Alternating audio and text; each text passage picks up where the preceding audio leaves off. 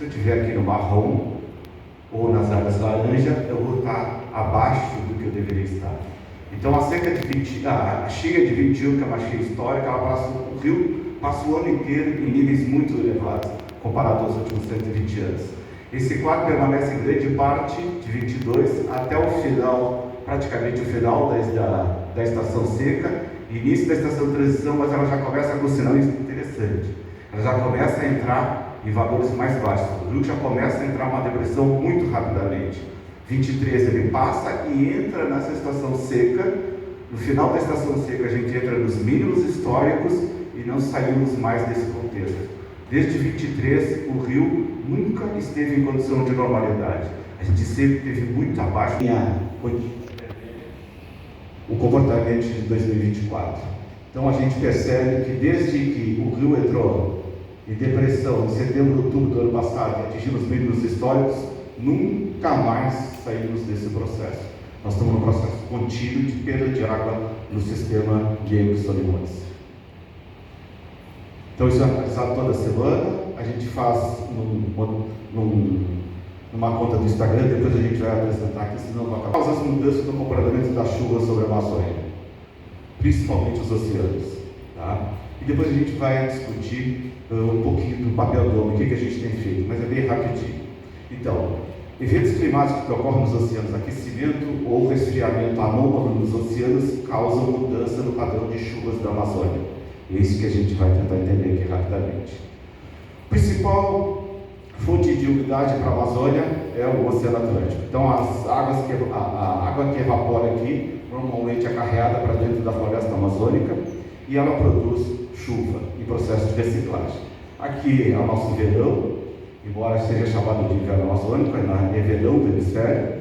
E quando está no verão do hemisfério norte, isso aqui é a banda principal de formação de nuvens. Ela se desloca um pouquinho mais para o norte. E para a Amazônia é um pouquinho mesmo, ela chega a interagir. Entretanto, quando a gente tem aquecimento muito anormal no Oceano Atlântico Tropical Norte, basicamente aqui, entre o Mar do Caribe e a costa noroeste da África, a gente tem isso, tem um deslocamento muito mais ao norte dessa banda e ela fica presa nessa região, alimentando os fragões e reduzindo a formação de chuva sobre a Amazônia. Então, aqui nós estaremos próximo ao Equador, parte da Amazônia. Então, a chuva que deveria se formar aqui, ela é empurrada para o Oceano Atlântico Tropical Norte e sobre a Amazônia tem subsidência. Não deixa que as nuvens se formem, não deixa que as nuvens se desenvolvam, e a gente tem volumes muito pouco expressivos de chuva. Isso aconteceu a partir do segundo semestre do ano passado. E um outro fenômeno que é muito conhecido de todos, todos conhecem pelo menos pelo nome, é o famoso El Niño. Então, aqui é uma condição normal do Oceano Atlântico, do Oceano Pacífico, em que essa circulação normalmente ocorre e tem uma região de subsidência sobre a região central do Pacífico e a formação normal de chuvas sobre a Amazônia. Entretanto, quando a gente tem El Niño, há uma inversão total da circulação. A partir daí, agora, as chuvas se formam basicamente no Oceano Pacífico, subsidência sobre a Amazônia, redução de chuvas sobre a Amazônia, redução das chuvas sobre a Amazônia. Quando a gente tem um evento La Niña, que a gente esperava que acontecesse esse final de ano, mas ele não está muito disposto a aparecer, a gente tem o contrário, a gente tem um fortalecimento de toda essa circulação e a gente acaba tendo mais chuvas sobre a Amazônia. Bem rapidamente sobre o que a gente está vendo.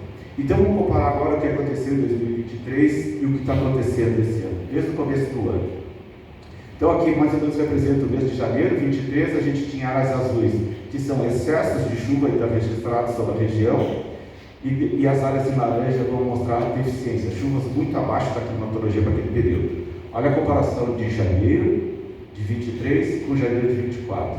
Há um predomínio de seca muito maior, áreas são completamente afetadas e não é uma condição mais de bacia amazônica, é uma condição de América do Sul. Todo o norte e o centro da América do Sul são extremamente afetados com deficiência de precipitação. Vamos pular 2 meses, para não ficar mês a mês, vamos para março. E o quadro é igual. Em março de 23 a gente ainda tinha bastante chuva sobre a bacia amazônica. Março de 24 a gente vê predominância de deficiência de precipitação sobre grande parte da Amazônia.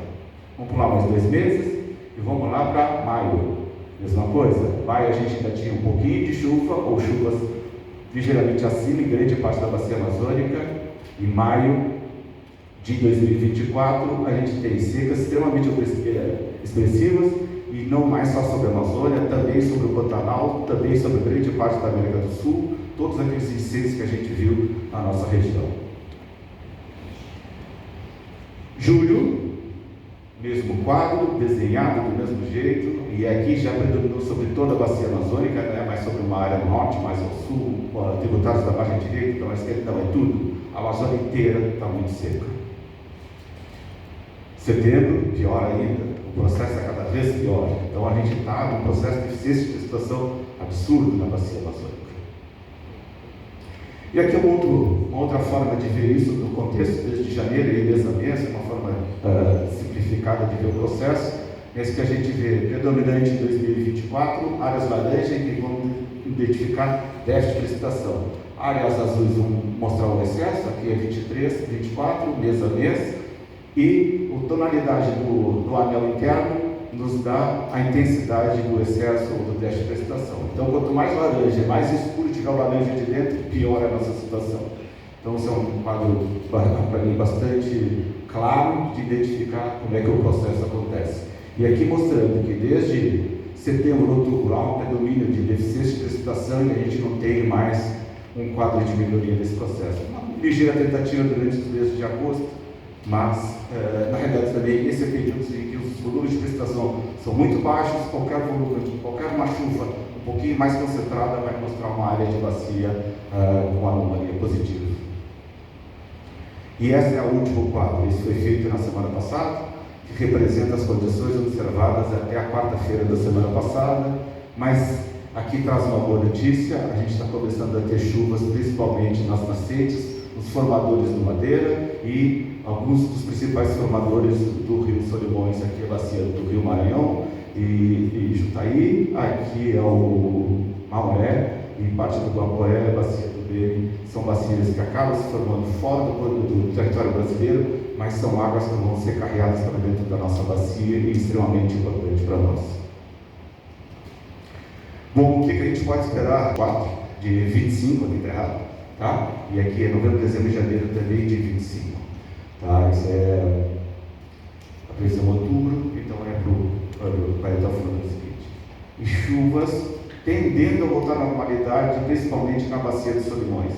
Bacia do Rio Branco aqui. Chuvas um pouquinho acima, mas na realidade aqui é porque também a gente está na bacia do Rio Branco, vai entrar no seu período mais cedo, então qualquer volume de chuva que apresente lá, ela um pouquinho depois. Bom, então o que aconteceu com a seca de 23 e o que isso causou para nós? Milhões de reais na Zona Franca de Manaus. Aqui é o boletim, vocês podem encontrar facilmente na internet, do ano de 23. Isso aqui, em meados de outubro, começa a surgir o boletim. Finalmente, o governo do estado desperta para o problema, e aí que eu digo, a gente está fazendo política de gestão não de risco, mas do evento. É muito pior, bem antecipado, né? O programa, mesmo que esses monitoramentos exato que está cumprindo, quanto a uma situação que a gente viu em 2023, e já em junho e julho desse ano a gente já conseguia ver grandes áreas que eram cobertas por águas, foram transformadas em bancos de areia, em miséria. Não podemos mais permitir que as populações do interior do estado passem por essa situação. O que a gente pode esperar para as próximas décadas?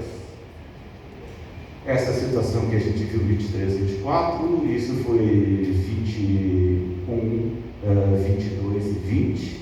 A gente tinha grandes enchentes, águas.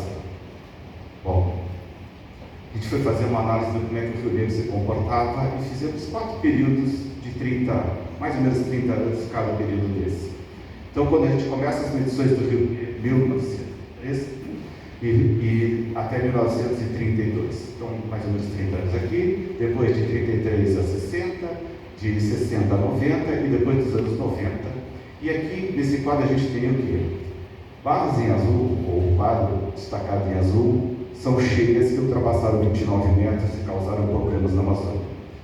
Esse era um evento que a gente pode ver de pouca frequência nesses primeiros 30 anos, um exemplo só. Na década de 30 a 60, 4 eventos entre 60 e 90, A partir de 1990, a gente vê cheia e cheia de estrutura. Não é, vou tentar, não é a mesma coisa que a gente via. Secas, a gente tinha na primeira parcela desses primeiros 30 anos secas, depois a gente passa por um período de quase 30 anos sem nenhum evento, e começa a ter eventos frequentes com a seca de 23 e agora de 24. Bom, por que isso está acontecendo? Aí então fomos ver o seguinte: qual a diferença desse para esse? A amplitude do ano. Em 3 meses, quanto que um rio desce? Normalmente desceria alguma coisa em torno de 12, 11 metros. E a gente estabeleceu, quando esse valor ultrapassar 13 metros, a gente faz uma marca. Acontece uma vez nos primeiros 30 anos, uma depois, e atualmente, esse processo. Isso absolutamente evidencia uma mudança climática. O comportamento do clima é outro. As chuvas são mais concentradas e mais volumosas, e as secas são mais extensas e mais intensas também. O que a gente pode enfrentar? Basicamente, tratando de políticas públicas. A população vai precisar urgentemente começar a aprender a usar a água da chuva. A gente não pode mais simplesmente pegar a água e jogar fora e usar a água para lavar carro, para lavar pátio, para lavar água horta, com água tratada. Nós temos que começar a usar a água da chuva. Isso é urgente, isso é necessário.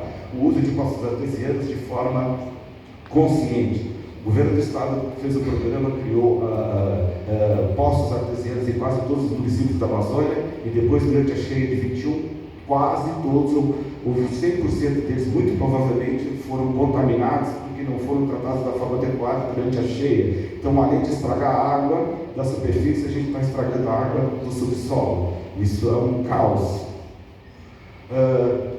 Essa, eu acho que talvez a professora apresentou as metas, né, das Organizações Unidas para os próximos 15 anos, que agora no final de 2030, talvez tenha sido a única fase que a gente evoluiu de energia fotovoltaica, porque os demais parâmetros, praticamente nenhuma meta nós cumprimos ou estamos perto de cumprir. Talvez esse foi o que a gente tenha mais avançado. E empresas, além dessas coisas, as empresas precisam pensar urgentemente em planejamento de logística, investimento em infraestrutura.